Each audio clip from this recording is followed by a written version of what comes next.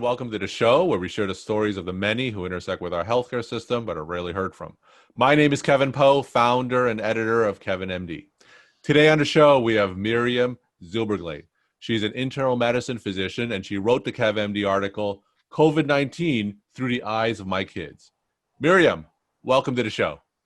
Thank you so much for having me. So we'll get into your article in a little bit, but first off, can you share your story and your journey to where you are today? So I am originally from Peru. I grew up there, went to medical school, practiced for almost 10 years. And almost 10 years ago, I met my husband, my current husband, and I moved to the US to start almost from zero. I trained in internal medicine and geriatrics again here in this country, and then I completed a leadership academy and a fellowship in leadership education and development. I'm currently working as an academic physician and a clinician also. Now I am also the mother of two wonderful kids, 4 years and 6 years old, and that's who I am. Fantastic. And how is the pandemic affecting both you and your practice? I believe that in the professional side, initially was very difficult to find a balance, how to keep helping patients at that same time, protect ourselves, protect our patients. I work in an outpatient clinic. So our focus was to try to avoid patients to get sick and to need to go to the hospital. So it was more to focus on prevention. We offer primary telemedicine in some point. Now we are finally opening the doors for those patients that they need our help in the clinic. But our idea was to be there to help the patients, to make sure that they have everything that they need, and especially they have support.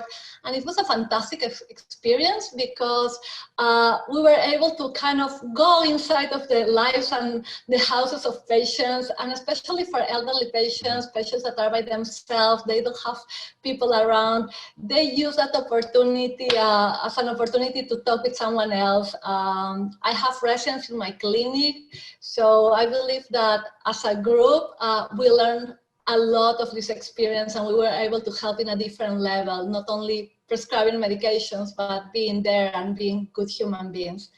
In my personal life, I have 2 kids, as I mentioned, a wonderful husband that has been very supportive, and we have been trying to keep our family safe and our kids especially safe, and to navigate this as good as possible, like I believe everybody else, trying to do our best. Sure. So let's talk about your Kevin MD article, COVID-19 Through the Eyes of My Kids. Now, for those who haven't read your article, can you walk my audience through it and share the story of why you decided to write it?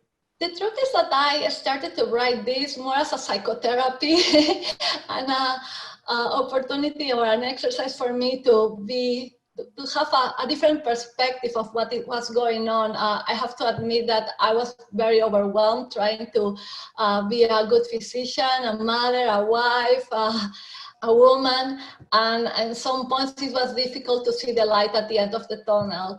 Interestingly, the people that helped me the most were my 2 little kids, and that's really the reason of the story. I talk about things that they said or that they did related to COVID, and their naive efforts to help me and to help others with, their imagination and their ideas. And what I discovered is that even being so small, right, so tiny and without any real experience, their hearts and their minds were there to help others and to open my eyes.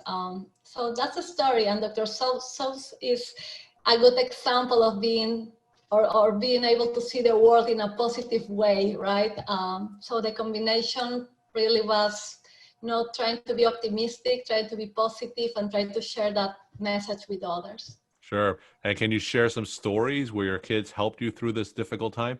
One of the stories really was very, very, very sad for me, but it was probably the one that opened my eyes the most. I went to put my kids on bed, and they gave me a very hard time that day.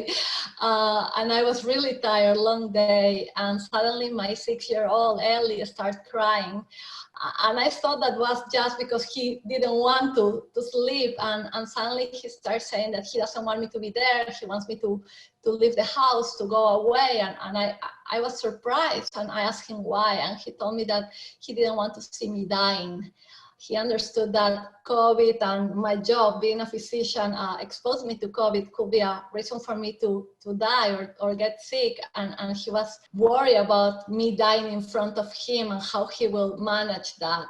I told him I will not die, right? Everything is okay. And I started crying with him. Truly, I felt so vulnerable, and I felt so guilty in some way, because I was judging them, not helping me and making my life difficult. And they don't care. I am tired.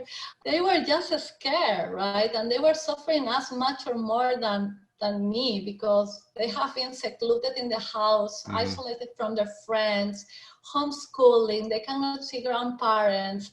They see mom coming and running to the shower and being afraid of touching them. So that gave me some perspective. I was just being maybe selfish, thinking about how I am dealing with this. And I forgot that my little kids, they were dealing with this too. And so many other people around me, right? Sure. In different levels and with different challenges. Sure. Now, what are some of the lessons that you've learned over the last few months when it comes to balancing your home life and your work life? I believe that number one is pay attention. Pay attention, be empathetic, open your eyes, open your heart to others. People may be suffering in silence in front of you, or they are not able to express themselves in the way that you would like them to express, right? Don't focus too much in yourself, focus in others. Be available. And that goes for my kids, goes for my residents, my medical students, my patients, of course, right? This is a situation of crisis and a present time, and this is the time for us to be the best that we can, and to transform ourselves into leaders, and to have opinions, and to help others, to be vulnerable, but at the same time available, to be proactive and creative. And I believe that that's what I learned. And again, I learned it a lot from my kids, right? Their attitude, trying to save the world, trying to create a cure, Good. trying to do some magic. We're talking to Miriam Zubergleit. She is an internal medicine geriatrics physician, and she wrote the Kevin MD article, COVID-19 Through the Eyes of My Kids. Now, can you share any tips when it comes to caring for geriatric patients during the pandemic that you could share with the other primary care doctors who may be listening to this podcast? Of course, I believe that something that is very important when we talk about patients, geriatric patients' specialty, is to think that they are not just livers and kidneys and brains, they are human beings. And even right now, it's super important to focus in their diabetes and their hypertension, and to have all that under control, make sure that they have medication available, that you are available for them if they need you. There's the emotional part and the social part that has been tremendously affected. Majority of elderly patients, they live by themselves.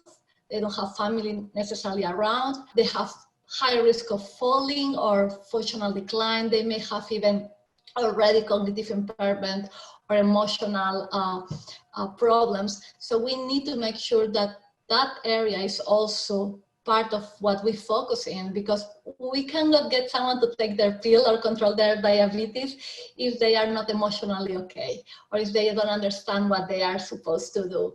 And we need to pay attention in the clinic, or when they come to the hospital, it's easier, you see them. When they depend on telemedicine, you need to be proactive. You need to try to reach out to them.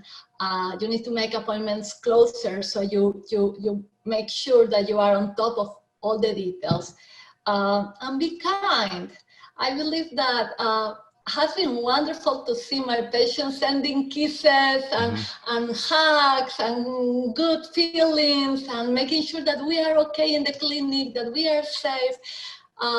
We care about them, they care about us, and that is something that I believe that we can use to be healthy too and emotionally healthy. We can help others and we can use the good feelings of others to keep doing what we have to do and to be, there working hard to make sure that our patients are okay and healthy. And my final question, do you have a take-home message that you want to share with the Kevin MD audience? Be healthy, be happy, be there for others. Open your hearts, be vulnerable, be available. Just be happy, enjoy life. And hopefully all of us, we will go through this and we will see the light at the end of the tunnel. Miriam, thank you so much for sharing your insight and your stories. Thanks again for being on the show. Thank you so much.